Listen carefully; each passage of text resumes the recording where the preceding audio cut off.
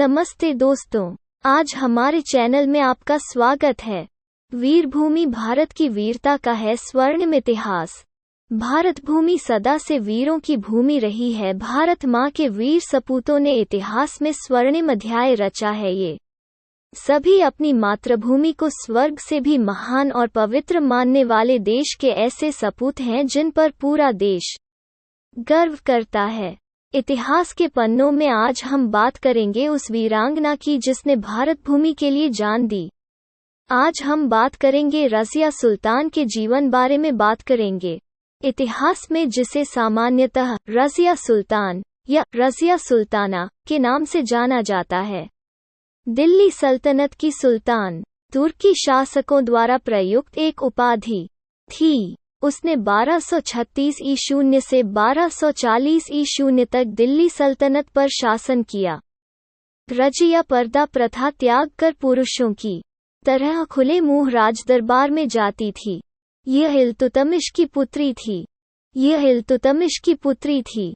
तुर्की मूल की रज़िया को अन्य मुस्लिम राजकुमारियों की तरह सेना का नेतृत्व तथा प्रशासन के कार्यों में अभ्यास कराया गया ताकि जरूरत पड़ने पर उसका इस्तेमाल किया जा सके। रज़िया को अपने भाइयों और शक्तिशाली तुर्क अमीरों के विरुद्ध संघर्ष करना पड़ा। वो केवल 3 वर्ष का शासन कर पाई। दिल्ली में सुल्तान की अनुपस्थिति का लाभ उठाकर रज़िया लाल वस्त्र पहनकर न्याय की मांग का प्रतीक नमाज के अवसर पर जनता के सम्मुख उपस्थित हुई।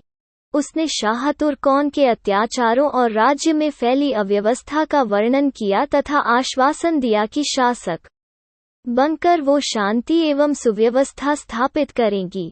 रज़िया से तुर्क अमीर और आम जनमानस प्रभावित उठे। जनता ने राजमहल पर आक्रमण कर शाह तुर्कों को गिरफ्तार कर लिया एवं रज़िया सुल्तान घोषित कर दिया। फिरोज शाह जब विद्रोहियों से भयभीत होकर दिल्ली पहुंचा तब उसे भी कैद कर लिया गया तथा उसकी हत्या कर दी गई। नवंबर 1236 में रज़िया सुल्तान के पद पर प्रतिष्ठित हो गई। Press the bell icon on the YouTube app and never miss another update.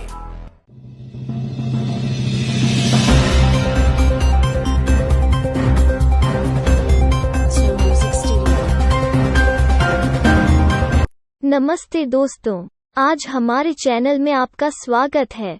शासक की भूमिका। रज़िया को उसके पिता शम्स-उद-दीन इल्तुतमिश की मृत्यु के पश्चात दिल्ली का सुल्तान बनाया गया। इल्तुतमिश पहला ऐसा शासक था जिसने अपने बाद किसी महिला को उत्तराधिकारी नियुक्त किया। स्रोतों के अनुसार पहले उसके बड़े बेटे को उत्तराधिकारी के रूप में तैयार किया गया, परंतु दुर्भाग्यवश उसकी अल्प आयु में मृत्यु हो गई। लेकिन मुस्लिम वर्ग को इल्तुतमिश का किसी महिला को वारिस बनाना नामंजूर था। इसलिए उसकी मृत्यु के पश्चात उसके छोटे बेटे रखनुद्दीन फिरोज शाह को राजसिंहासन पर बैठाया गया। रखनुद्दीन का शासन बहुत ही कम समय के लिए था। इल्तुतमिश की विधवा शाह तुर्कों का शासन पर नियंत्रण नहीं रह गया था। विलासी और लापरवाह रखनुद्दीन के खिलाफ जनता में इस सीमा तक आक्रोश उमड़ा कि 9 नवंबर 1236 को रखनुद्दीन तथा उसकी माता शाह तुर्कों की हत्या कर दी गई। उसका शासन मात्र 6 माह का था। इसके पश्चात सुल्तान के लिए अन्य किसी विकल्प के अभाव में मुसलमानों को एक महिला को शासन की बागडोर देनी पड़ी और रज़िया सुल्तान दिल्ली की शासिका बन गई। शासन कार्यों में रज़िया की रुचि अपने पिता के शासन के समय से ही थी। गद्दी संभालने के बाद रज़िया ने रीति रिवाजों के विपरीत पुरुषों की तरह सैनिकों का कोट और पगड़ी पहनना पसंद किया, बल्कि बाद में युद्ध में बिना नकाब पहने शामिल हुई। रज़िया ने पर्दा प्रथा का त्याग कर पुरुषों की तरह चोगा, कुर्ता, काबा, कुल्लाह, टोपी पहनकर दरबार में खुले मुंह जाने लगी। रज़िया अपनी राजनीतिक समझदारी और नीतियों से सेना तथा जनसाधारण का ध्यान रखती थी। वो दिल्ली की सबसे शक्तिशाली शासक बन गई थीं। रज़िया और उसके सलाहकार जमात-उद-दीन याकूब एक हबशी के साथ विकसित हो रहे अंतरंग संबंध की बात भी मुसलमानों को पसंद नहीं आई।